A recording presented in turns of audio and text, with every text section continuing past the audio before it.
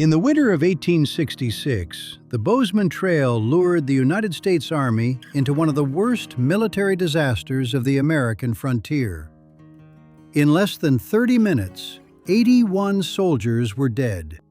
This is not a story about who had more guns. The U.S. Army had the guns.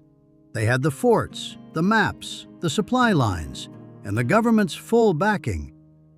What they did not have was any understanding of what they had stepped into. The Bozeman Trail was supposed to be America's shortcut to Montana's gold fields. Instead, it became the road that destroyed one of the most confident military forces the West had ever seen. The gold and the road. The year is 1862. Gold is discovered near Grasshopper Creek in western Montana. Word spreads fast, and within months, thousands of men are moving north, chasing their fortune. The problem is getting there. Existing routes were long, brutal, and slow.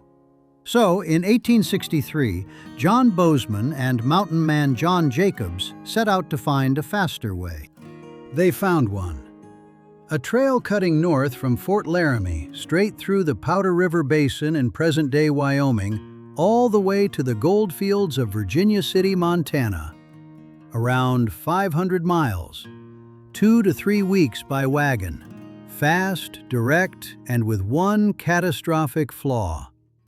The trail cut through the heart of the last great hunting ground of the Lakota, the Northern Cheyenne, and the Arapaho. The Powder River Basin was the lifeblood of the Northern Plains tribes, the land that fed their families, sustained their culture, and held their future. Between 1864 and 1866, roughly 3,500 miners and settlers pushed through. Each wagon train was another insult. Each campfire sent the same clear message: they were not asking permission. Red Cloud draws his line.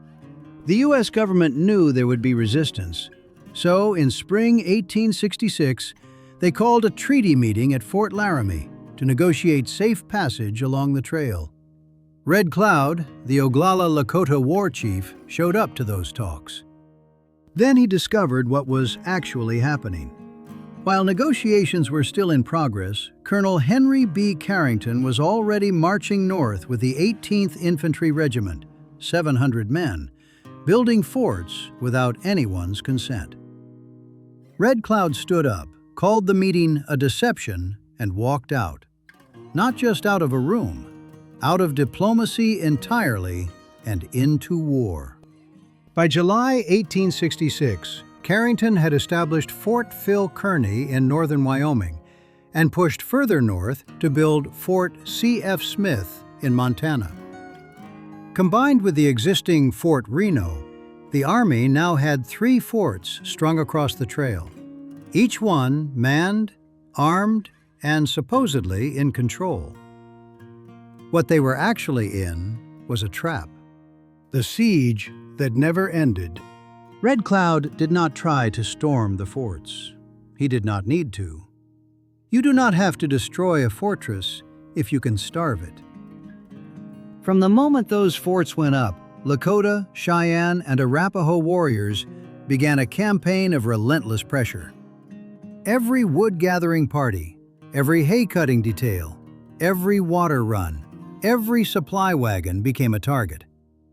The soldiers could not step outside their walls without risking their lives. Civilian travel all but stopped. This is where the U.S. military made its most fundamental error. They built 3 forts and called it control. But control of what? They controlled the land inside their walls. Everything beyond the gate belonged to Red Cloud. The Army's strategy assumed the forts would project power outward.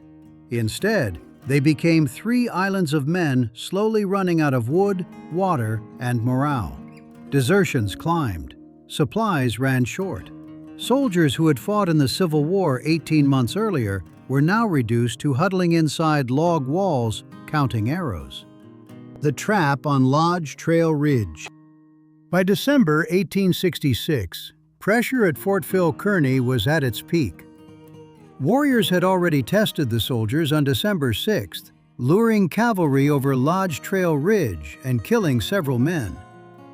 Carrington issued standing orders. No one was to cross Lodge Trail Ridge under any circumstances. Not everyone listened. Captain William Fetterman was a decorated Civil War veteran who had reportedly boasted that with 100 men, he could ride through the entire Sioux Nation. He had never fought Plains warriors. On the morning of December 21, 1866, a wood train was dispatched from the fort just after 10 a.m. Less than an hour later, signal flags waved frantically. The wood train was under attack. Fetterman insisted on commanding the relief force and marched out with 81 men, 49 infantry, and 27 cavalry. What he saw was a small group of warriors taunting his column, staying just out of rifle range, then retreating. Among those decoys was a young Oglala warrior named Crazy Horse. The decoy party had been selected with precision, 10 riders representing all 3 allied nations. They had practiced this. The attack on the wood train was never meant to overrun it. It was bait. Fetterman followed them north toward Lodge Trail Ridge, directly violating his orders. His cavalry surged ahead of the infantry, chasing riders who fell from their ponies as if exhausted, only to rise and press further. The infantry fell behind. The column stretched and broke apart.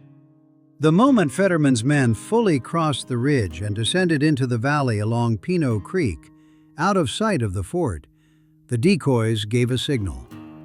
From the gullies, the brush, the ravines on both sides, more than 1,000 warriors erupted. The Cheyenne and Arapaho held the west.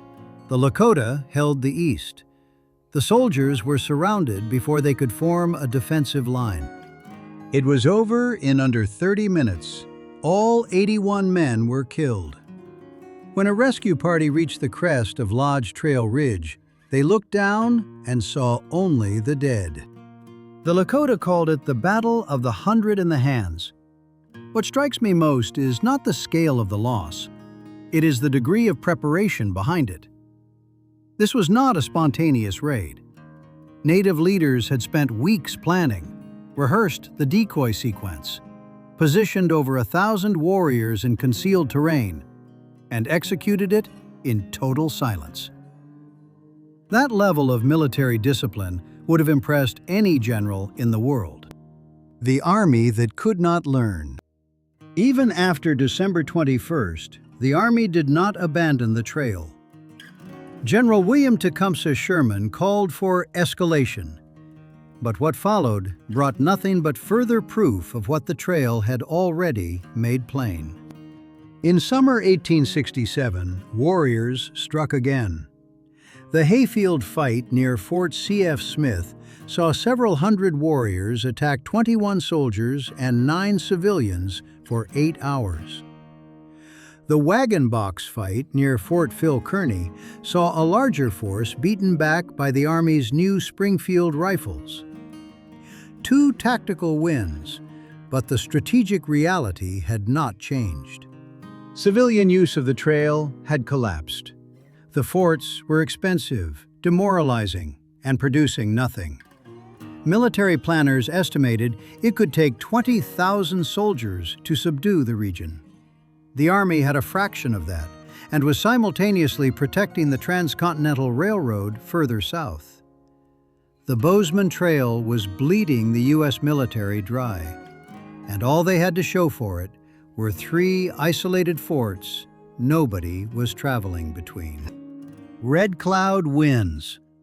In spring 1868, peace commissioners arrived at Fort Laramie. Red Cloud refused to meet them. His demand was simple: abandon the forts. Until the Army left the Powder River country, there was nothing to discuss. The U.S. government agreed. In August 1868, federal soldiers walked out of Fort Phil Kearny, Fort C.F. Smith, and Fort Reno. As the last column marched south, they could see smoke rising behind them. Warriors burned every fort to the ground the day after they left. Red Cloud signed the Treaty of Fort Laramie in November 1868. The Powder River country was recognized as unceded Indian territory. The Bozeman Trail was formally closed, and the Great Sioux Reservation was established. It remains one of the only times the U.S. military was forced to retreat and sign terms on the enemy's conditions, a concession that lasted less than a decade before the government broke its own treaty. The Bozeman Trail was never just a road. It was a collision between two entirely different understandings of land, war, and power. The U.S. Army brought forts and flags and assumed that was enough. Red Cloud brought knowledge of every ridge, every creek bed, every kill zone, and an alliance of nations willing to fight for their last hunting ground. The Army thought they were managing a territory. They were actually guests in someone else's war room. That is not just a military failure. That is a failure of imagination. The gold miners got their shortcut for 5 years. Red Cloud got his land back.